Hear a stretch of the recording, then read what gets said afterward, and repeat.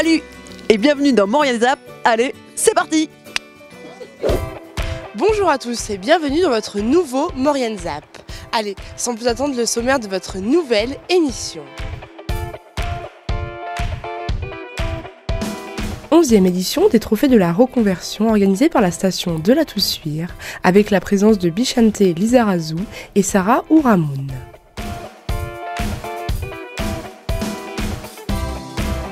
Rencontre avec Ève Leroy, athlète handisport qui était présente à Saint-Sorlin-d'Arves dans le cadre de la semaine solidaire organisée par la station pour lui venir en aide.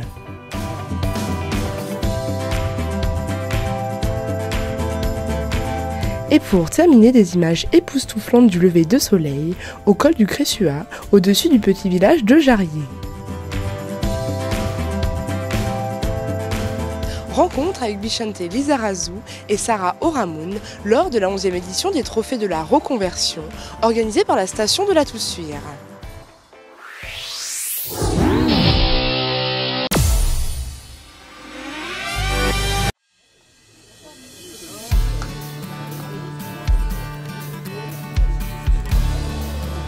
Comme chaque année, la station de la Toussuire accueillait près de 200 sportifs, investis au sein du mouvement sportif français, aussi bien professionnels qu'amateurs, lors des rencontres Toussuire Sport. Cette année, c'est Bishante Lizarazu, footballeur d'exception, champion du monde en 1998, qui remporte le trophée du meilleur consultant, lui qui aujourd'hui commente les matchs de l'équipe de France sur TF1 et qui a bien évidemment suivi le parcours de cette équipe lors de la Coupe du Monde 2018, au cours de laquelle la France est devenue championne du monde pour la seconde fois. J'ai eu la chance de gagner la Coupe du Monde en 98 comme joueur.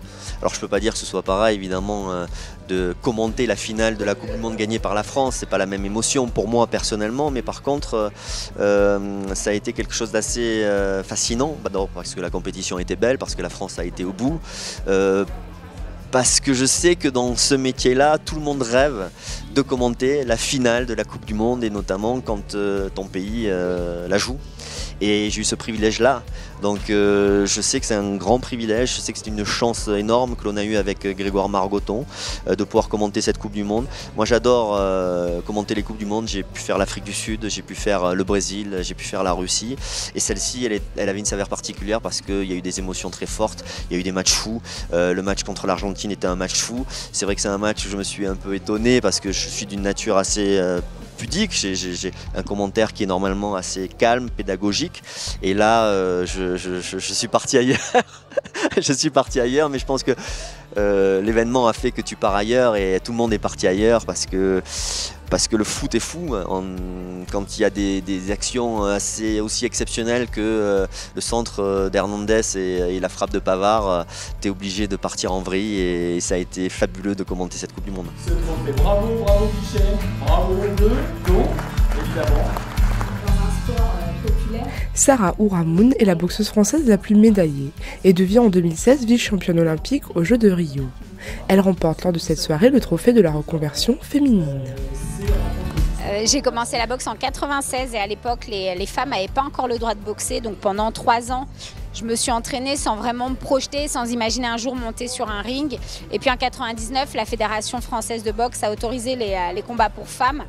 Et là j'ai sauté le cap et j'ai fait un premier combat et je crois que ça a vraiment changer le regard de mes collègues boxeurs parce qu'il y a eu une forme de respect et puis j'ai vécu mon rêve à Rio, celui de vivre une Olympiade, d'être dans l'équipe olympique. Et puis je me suis retrouvée en finale de ces Jeux où là je finis avec une médaille d'argent au cou. C'est un moment qui est compliqué à décrire parce que c'est 20 ans de rêve, c'est ce que j'attendais depuis longtemps. Et sur le podium, ça a été un mélange d'émotions, de joie, de nostalgie aussi parce que je savais que c'était la dernière fois que je montais sur un ring. Et puis peut-être une petite peur de se dire qu'est-ce qui va se passer après. Alors ça fait 2 ans que j'ai arrêté ma carrière de boxeuse. J'ai une entreprise où je propose des séminaires et des conférences autour de la boxe, mais vraiment comme un outil de développement personnel, autour de différents sujets, la motivation, le rebond après l'échec, enfin voilà, l'innovation. Je suis aussi vice-présidente du comité olympique en charge des mixités et là je travaille sur tout ce qui est sport pour tous, mais aussi sur l'accès aux postes à responsabilité pour les femmes. Et je suis aussi investie dans la candidature Paris 2024, vraiment sur le volet héritage, faire en sorte que ces Jeux soient inclusifs pour les habitants des départements où il y aura des sites olympiques. Le directeur de l'office de tourisme de la station de La Toussuire nous présente les nouveautés de cette 11e édition. Oui, en effet, plein de nouveautés. Je vais commencer par ça. Donc le challenge des sports, une belle idée pour faire une épreuve au sein de la station, échanger entre les acteurs économiques de la station et puis les participants. Et aussi l'association, le ski club local. Voilà, il y a le Cam Rugby aussi, et les enfants qui sont venus aussi profiter de la présence du sélectionneur du 15 de France, Mathias Roland, qui est le manager, le directeur du Castres Olympique, qui nous a fait l'amitié de l'amener. Voilà, et c'était génial. Voilà, comme je vous le disais tout à l'heure, le Cam Rugby est venu aussi en profiter, ils l'ont gardé, ils l'ont chouchouté un petit peu, ils ont pris plein de photos avec cet emblème, parce que c'est plus qu'un trophée, c'est un emblème, quoi. Voilà. Il faut savoir que le premier lauréat, pour le moins vainqueur du championnat de France, c'était en 1892, c'était Racing. Voilà, donc un ancêtre était avec nous, le bouclier Brennus. Vous allez rester avec moi parce qu'on va terminer le produit de cette. Bravo à vous, je vous rappelle que vous êtes là pour bosser. Oui, normalement, vous êtes diplômé, vous revenez pour poser pour la photo, pour immortaliser cette édition. La station de Saint-Sorlin-d'Arve va organiser une semaine solidaire afin d'aider Ève Leroy à atteindre le haut niveau international. L'intégralité des dons récoltés lors de cette semaine lui seront reversés afin de pouvoir vivre sa passion.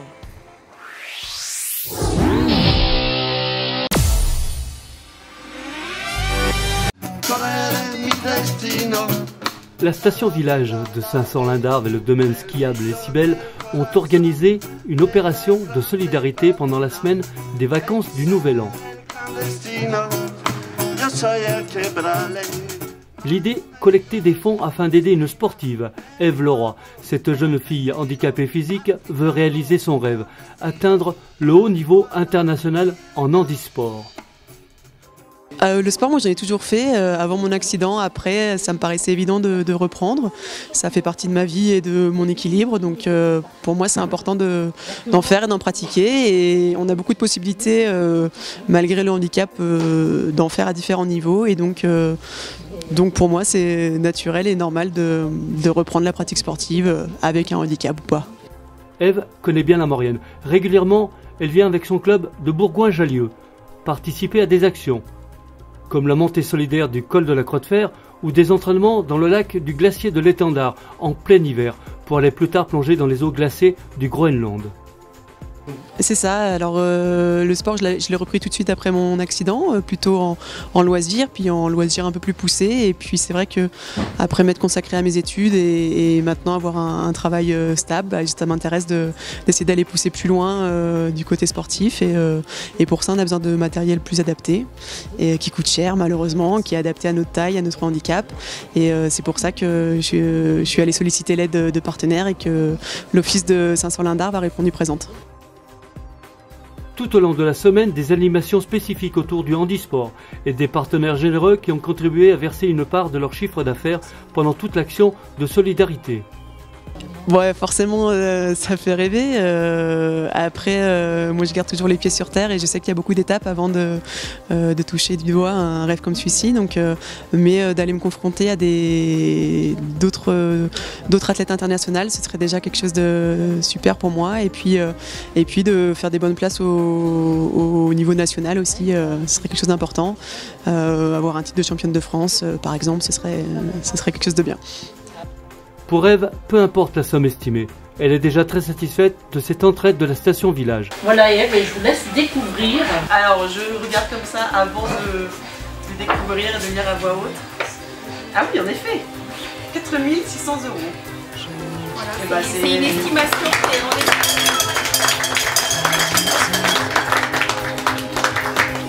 c'est une très belle somme. Nous avons suivi une petite famille lors de son ascension du col du Cressuat sur les hauteurs de Jarrier. Partis de nuit, ils arrivent juste à temps au sommet des crêtes pour découvrir un lever de soleil fantastique.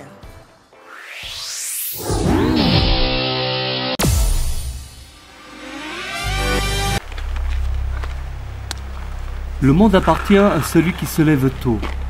Dimanche 6 janvier 2019, au matin, il fallait être courageux pour chausser les chaussures de montagne.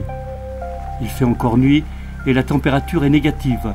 Équipement chaud, gants, bonnet et lampe frontale. La petite famille est prête pour une randonnée nocturne.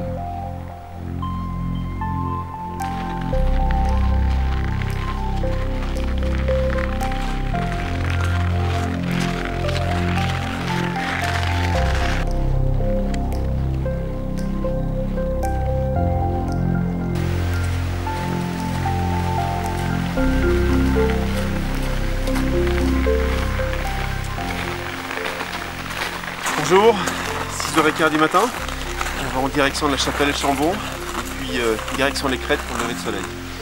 C'est par là.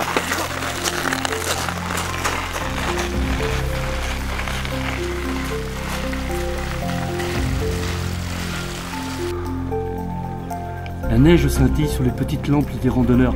Il fait bien froid, la brise matinale fait son effet. La montée se fait en silence. Ici, on respecte la nature et on garde ses forces pour la suite de l'ascension.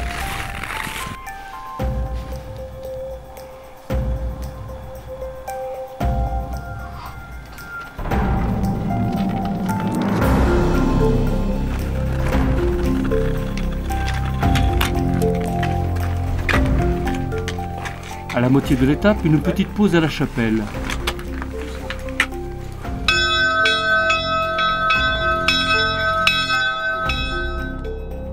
Allez, on ne perd pas de temps si on veut arriver sur les crêtes pour assister au lever du soleil.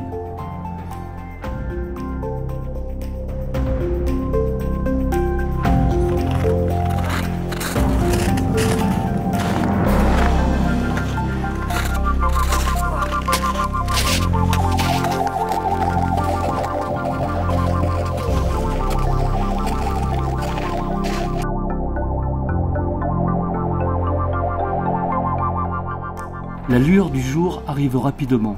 Une grande mer de nuages comble totalement la vallée. Il est 8h25 et un rayon orangé fait son apparition. Le soleil se lève majestueusement.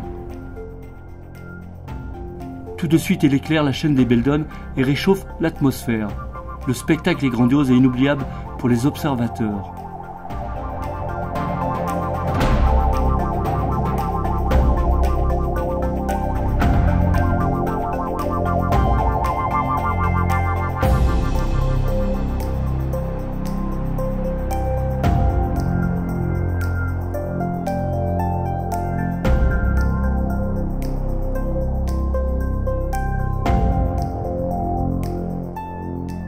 Mais toutes les bonnes choses ont une fin. Une fin de loup, un bon petit déjeuner s'impose, avant de redescendre dans la grisaille de la vallée.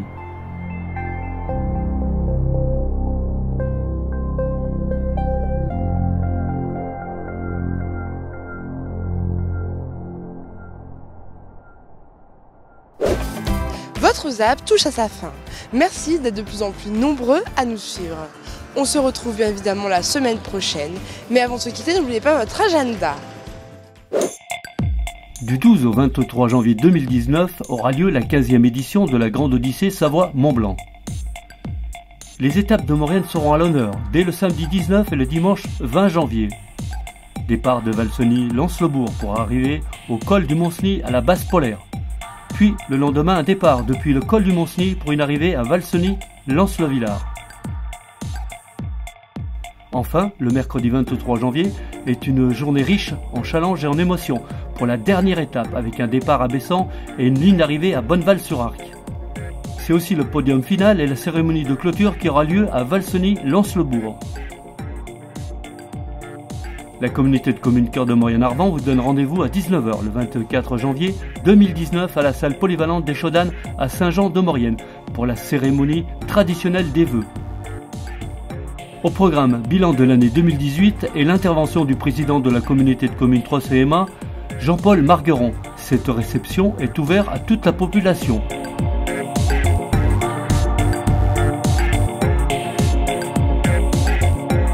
N'hésitez pas à faire vos remarques et à nous suivre sur les réseaux sociaux.